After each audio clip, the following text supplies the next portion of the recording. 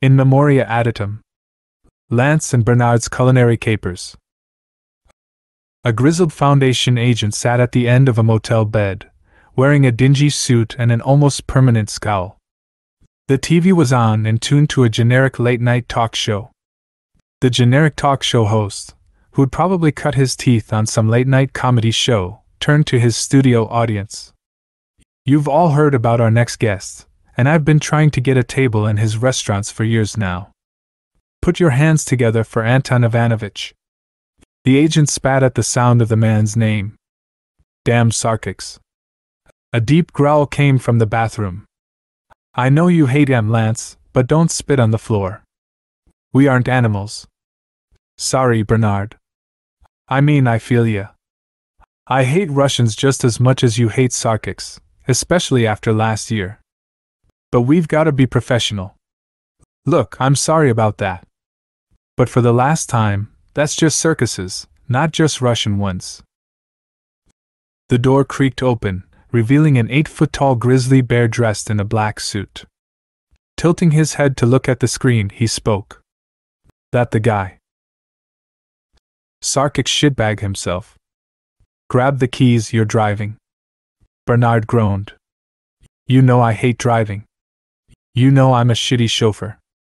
"So Anton, you just wrote a book about your life as a restaurateur and entrepreneur. Wanna give us a sneak peek, for those of us who haven't been following your meteoric career?" Anton smiled through his disgust at the host's superficiality. "Well, I'd have to start at the beginning. My grandfather Yuri is really the catalyst for everything I am today. When he fled his home in Siberia because of religious persecution, he walked through just about every country in Europe and picked up a love for food and cooking that he passed on to my mother, and then to me. So he taught you everything you know." "Oh no. Bless him, but Yuri was a terrible cook. But what he lacked in skill he made up for in passion. So where did you learn how to cook?" "I'd like to think the same way he did, just under less unfortunate circumstances. When I graduated culinary school, I went to his hometown in Siberia and worked my way across Europe, working for and with as many local chefs as I could. When I got back, I opened my first restaurant. And the rest is history. Now you were just nominated for a humanitarian award for your work with the New York City homeless shelters. Can you tell us a little more about that? Helping those less fortunate is the greatest thing you can do. People are our most valuable resource." Agent Bernard closed the freezer door behind him and looked at his partner. Lance was standing over an unconscious Anton Ivanovich, seated in a chair. "He waking up?" Lance slapped the unconscious man. "Soon enough." Anton coughed and tilted his back. Where the hell am I? Are you?" He shook his head and blinked rapidly. "Look, I've got money if you want money." Lance laughed. "We're not here for money, but Foundation's finally got enough shit in the file to warrant a meeting. But I'm not doing anything wrong. We had an agreement," Anton stammered. Lance smiled and sat down. "Yeah. That you'd keep a low profile," growled Bernard. "And now that you're making us regret that. 121 people who frequent your food kitchens have disappeared in the past month. And the guys in accounting found a lot of your money is going into offshore accounts, ones that anomalous groups use a lot. I'm no genius, but I'm sure that's not part of the agreement. Look. I can." Anton was cut short by the cocking of Lance's revolver. "We're gonna ask the questions." Anton gulped and Bernard cut in. "Here's what we think is happening. You're running two businesses. Money and supply. You're using the high-class restaurants to generate or launder money for a Sarkic cult and moving it offshore. And you're also using your homeless shelters as a buffet for picking out the most vulnerable of society so you can ship them off at a profit to other Sarkic bastards. That is, the ones you don't use to bait the trap. We've noticed your shelters and restaurants have no purchase history of any foodstuff that isn't seasonings or oil. No fruits, no vegetables, no meat. Thoughts on that, Lance? Sounds like a grievous violation of even the most lenient of Foundation deals, Bernard. What do you gotta say about that, Anton? You're wrong about everything. Bernard chuckled. Consider your next words carefully. The Foundation has a way of making people disappear. Anton turned white. But I'm a celebrity. You couldn't just explain that away. Normal people are easy. Lance shrugged. But celebrities are a bit more fun. What do you mean? Well, you're famous now, but what happens when everything starts going wrong? What happens if your restaurants start failing health inspections? Or your show gets cancelled? Maybe the police find you owning in your car with baggies of heroin and cocaine. Maybe your wife goes on vacation to some far-off hot spot and comes back with a bunch of new memories of you being a terrible husband and father, and publishes a book about the real you. It's a crazy goddamn world out there. You wouldn't do that.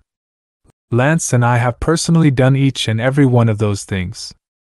You're famous, not untouchable, so you better give us a reason not to. Anton sighed. I have been breaking the agreement, but not how you described. Do tell. Those offshore accounts. I've been moving a ton of money to the Mana Charitable Foundation. And since you guys would freeze my assets, I had to do it under the radar. I've got all the documents to prove it in my office. Lance and Bernard said nothing. As for the homeless people, it's not just patrons. It's my volunteers, people I know. My friends have been disappearing, colleagues who deserve every accolade I've received.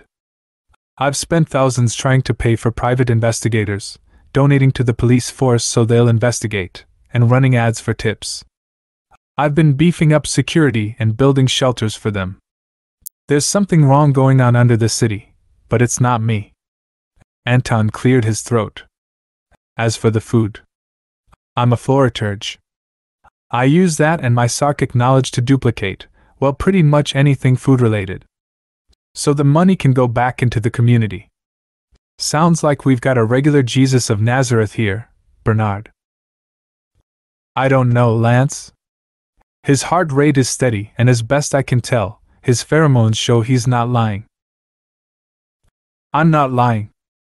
I really, genuinely am trying to make the world a better place, even if I have to use Sarkicism. I know you don't care about that. Heard about what you did to Sarah? Lance opened his mouth to speak when the door to the freezer was torn from its hinges, revealing a large emaciated white figure. It had no mouth or eyes, just a series of black lines running vertically across a flat face. In a pouch on its chest, the body of a homeless man could be seen.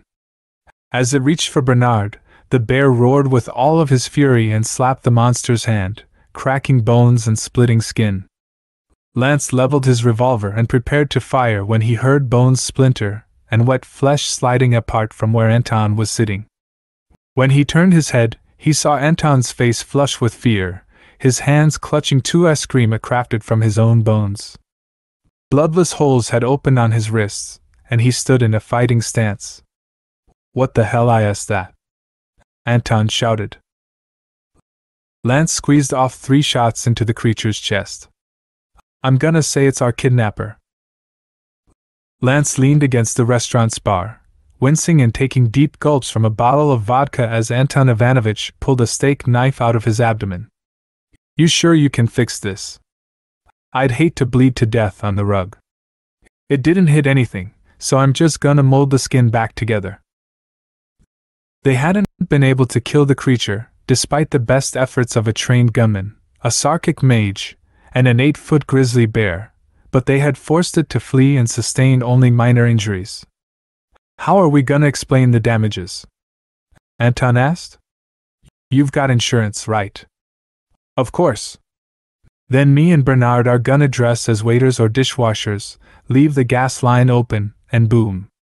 You walk out with a minor head injury, insurance covers it, and the Foundation makes sure it all seems legit. Head injury. Bernard walked in from the back. Do you got anything that'll fit a large grizzly bear? What do you, oh my god, how did? What the hell? Lance laughed. Yeah, people think he's a human until he tells me he's a bear. What in the hell? I just thought he was a really tall guy. With like a hair disorder. Bernard smiled, in his own ursine way. Common mistake. Lance stood upright. All right, he turned to his partner. I'm thinking 10 cubic centimeters of Paul. Lance and Bernard sat on a bench across the street, watching paramedics load Anton Ivanovich into an ambulance as firefighters rushed around trying to battle the blaze. Bernard spoke first. He seemed like a solid guy. Yeah, a good heart. I don't think command needs to hear about his activities. Lance looked at his partner. No. I will write a report on this. His face cracked into a smile, but I think I might accidentally lose it. Besides, we've got a new monster to catch. Yeah. Gonna be a long night, huh? Wanna get some food? Maybe a coffee. Lance sat forward. Bernard never turned down food. Deli. Si oso. Still working on Spanish. Better believe it, big guy.